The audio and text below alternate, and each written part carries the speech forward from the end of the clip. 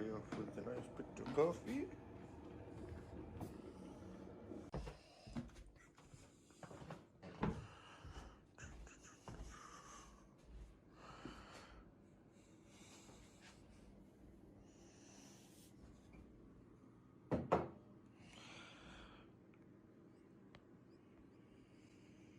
How's it going there, guys? Mr. Benji here, and welcome back to episode 2 of the Devlogs.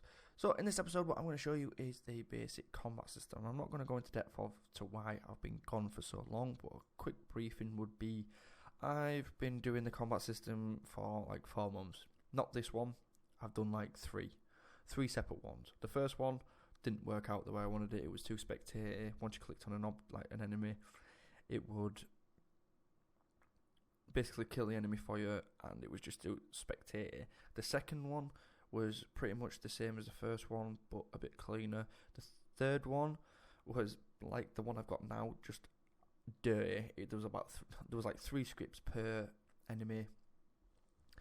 Each enemy had like different scripts, and it was just a nightmare. Like, especially with the player as well. The player would, it is an instance of what the player did with the old combat. So yeah, that's what the player did. It was a nightmare. So this one, there is 1 script per enemy. So we've got Jimmy here, nice little Jim Bob, old Jim. He's got the enemy controller. We've got Terry, old Tezza. He's got the enemy controller, and we've got Bozza. He's the hardest. He's the most like lethal. He's like a proper lethal skeleton. You know what I mean? So yeah, we've got Bozza, Terry, and Jimmy. They've all got 1 script, but each script shares different enemy systems. Now, when I say enemy systems, I don't mean like as in each different script. I mean like a scriptable object, which is technically like a different system for each enemy. So Bozza, he's got the best one. So that's the C skeleton level 6 to 10. Terry has got the B skeleton level 3 to 6, and little Jim Bob has got A skeleton level 1 to 3. Now, each one of them have different stats, and each one of those stats get derived from this enemy controller.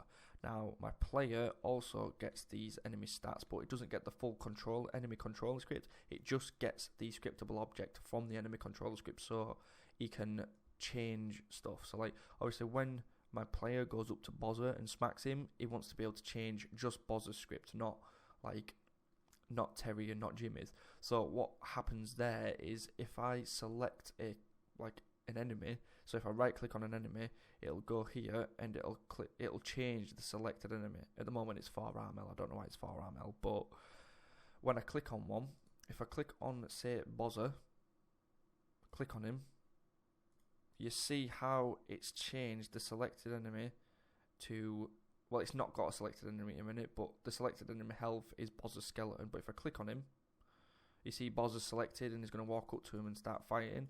And the more you hit, the more you're going to kill him. You can't just stand there and watch his health go down, because if you don't hit him, if you don't right click on him, you're not going to hit him. He'll just stop fighting, and then whoever you're fighting is going to end up killing you eventually. So you have to keep clicking on him to be able to kill him. And obviously, the lower the health, the lower the level, the easier you're going to kill him. Pretty much self-explanatory. So this is the best one I've done so far. There's a combat system script on the actual player. There's a weapon spawn script, a weapons manager script, should I say, on the player's hand, where the spawn's going to be. So, say on the other hand, you could have a double-handed weapon. So, you know, like a big sword, or you could have 2 swords in either hand, or you could have like a shield in one hand and a sword in the other. It depends on what you want. But to change that, so say I had another spawn on the other hand, all I'd need to do is go and change the scriptable object within the weapons manager. So what I mean by that is, at the moment there's a katana in there. If I change that to basic dagger, the current weapon changes to the actual dagger itself, and then has weapon active will change said weapon to whatever the scriptable object has been changed to. And how it does that is, within the scriptable object there's a weapon prefab, which is the player dagger, and then it'll just instantiate that prefab of which is in the scriptable object. And then obviously when you're fighting a character, it will get that scriptable object's like hit damage defense damage and stuff like that to then determine how well you're going to fight in that fight. So obviously the better the weapon, the higher the hit damage kind of thing, if that makes sense. So yeah, that is pretty much what I've been doing for the past 4 months. I've been demotivated, I've been motivated, and right now at this moment in time, I have never been so motivated to carry on with this game. What I'm going to do now is I'm going to start creating more enemies, I'm going to start creating more models to get the actual game looking good, and kind of bring it all into one where it is now. Now, I'm going to do another devlog, like, on all the models I've done, but for this one, this was just a game mechanic devlog. So yeah guys, I've been Mr. Benji, thank you very much for watching. If you're new to the channel, hit that subscribe button. If you like the video, then do not forget to hit the like. If you've got any recommendation, any ideas and stuff like that that you think would be good in the game, do not forget to leave a comment. In the next video, probably going to show you all the models I've done, because I'm going to do a substantial amount more models probably by the time the next video is out. I'm going to try and not leave it 4 months again until the next video, because yes, 4 months is a little bit too long for devlogs. People probably going to think that the game's dead, but I am actually working on it. I'm a hobbyist, that's what I do. So yeah guys, I've been Mr. Benji, thank you very much, and until the next video, peace out.